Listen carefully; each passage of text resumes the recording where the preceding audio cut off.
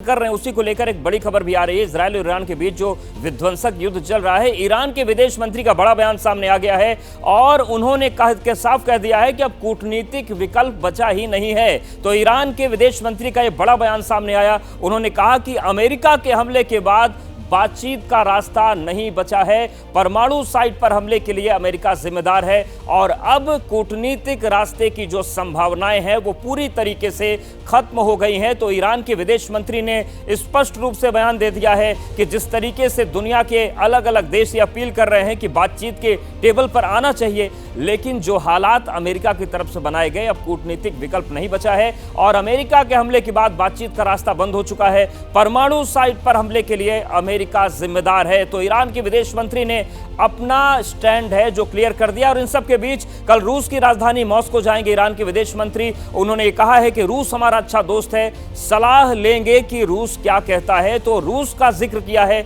Iran के विदेश मंत्री ने और वो कह रहे हैं कि हम रूस के दौरे पर जा रहे हैं, मॉस्को जाएंगे और वहां पर रूस से हम सलाह लेंगे क्योंकि रूस हमारा अच्छा दोस्त है। तो दो बातें निकलकर सामने आ रही हैं। पहली बात यह कि ईरान के विदेश मंत्री ने यह कहा है कि कूटनीतिक रास्ता अब बचा नहीं है और जो दूसरा रास्ता है वो ये है कि हम रूस जा रहे हैं, वहां पर हम सलाह लेंगे कि आखिर हमें अब इस जंग में क्या कदम आगे उठाना है।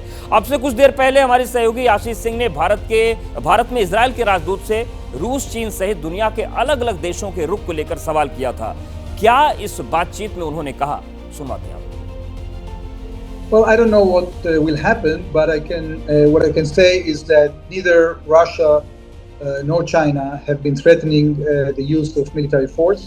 I think that President Putin yesterday was pretty clear regarding how he regards the security of the state of Israel. This move is a bold move by the President of the United States. He has shown leadership.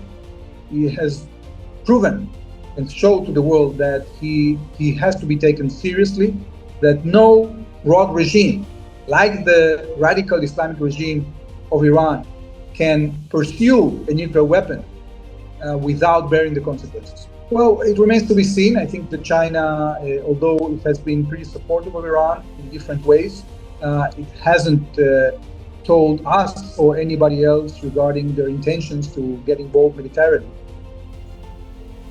तो सुना आपने, रूस का जिक्र हुआ, चीन का जिक्र हुआ और हम सीधे रुक करते अपने वरिष्ठ सहयोगी आशीष जी का।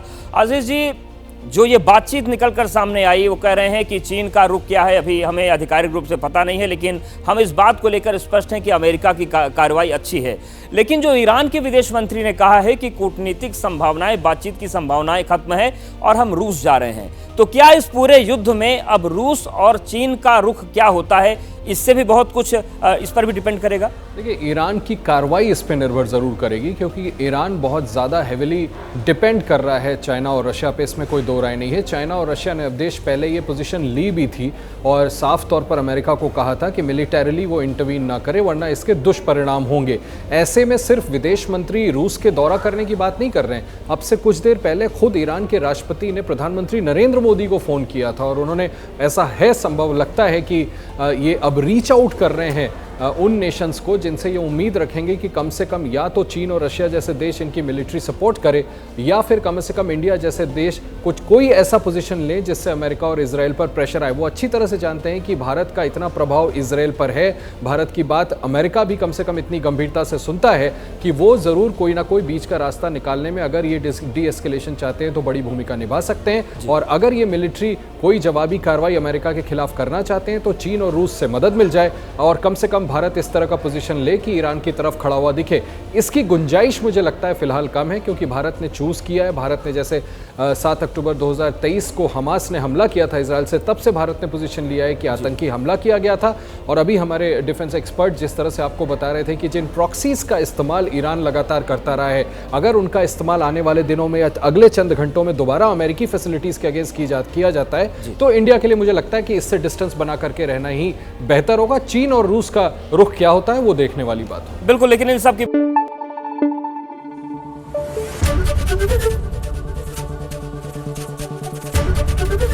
एबीपी न्यूज आपको रखे आगे।